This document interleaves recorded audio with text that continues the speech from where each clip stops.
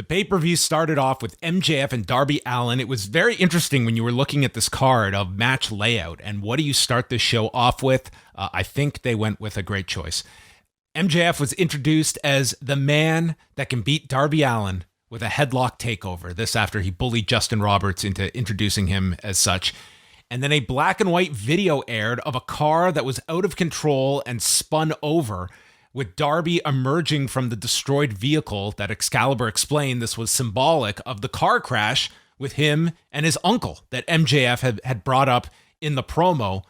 And then Sting walked out with Darby. They fist bumped and Sting walked to the back. But we would see a bit more of Sting later on. But a more subdued role for Sting on this pay-per-view cycle. Right. Yeah. I mean, the focus really is MJF and Darby, and Sting at this point. I think, you're not really kind of using him for like a stunt appearance, but I thought his role was played effectively here throughout the match.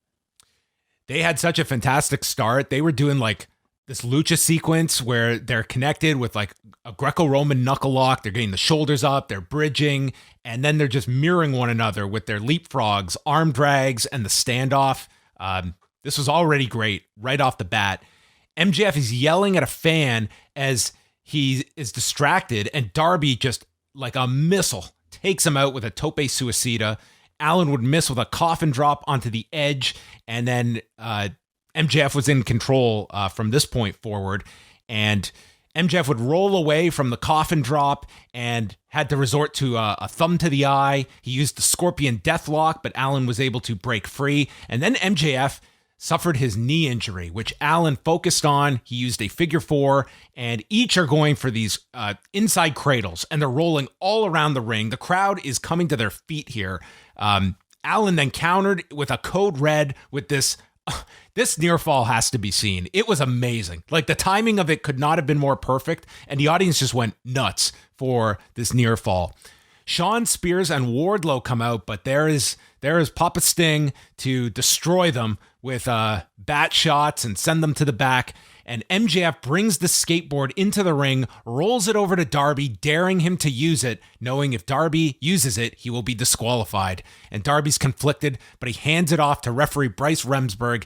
And as Remsburg goes to place the skateboard on the floor with his back turned, MJF brings out the Dynamite Diamond Ring, blasts Darby in the face, and uses the headlock takeover to win this match in 21 minutes and 59 seconds. This might have been my favorite finish of the year. It was fantastic. This was my match of the night. It is one of my favorite matches of the year.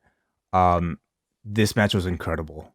It is absolutely quite an interesting choice, I would say, to pick this match among all the matches on this card to place at the very top with it going 22 minutes. But Tony Khan must have been incredibly confident, because these two put on, to me, one of the best pay-per-view openers that I think I've ever seen.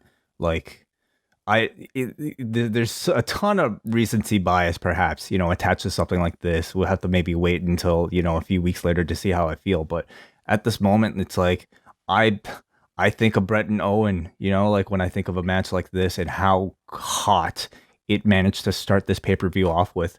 And what I loved the most about it was the fact that these two, I thought, delivered a totally different style of match than I think what we've come to expect from either of them. It was these two starting off, showing how versatile they are. MJF proving that he's definitely more than just a talker. Darby is definitely more than just, a stunt man. They're both incredible in-ring technicians whenever they want to be. I thought the build with the knee injury to MJF was done really well. His selling was absolutely incredible here. The way so much of his offense throughout the match continuously hurt himself allowed him to stay on the attack while building his own injury story that I thought was very effectively done. And then the near falls in this match were incredible. That small package that went on forever, I absolutely loved. It felt like very much like Steamboat Savage in that sense. And honestly, it's not hyperbole to me, because I thought this match was that good. It was the type of match that felt like a statement from this company, that told you this was a match with two of the leaders of our next generation. So, man, this thing was great. Phenomenal match to start this off. And like when you go and evaluate the outcomes of a lot of these matches, like the booking options that you have left open. I think there's so many different directions for this title picture of where to go. MJF being a key figure there as one of your top heels coming out of tonight. Absolutely.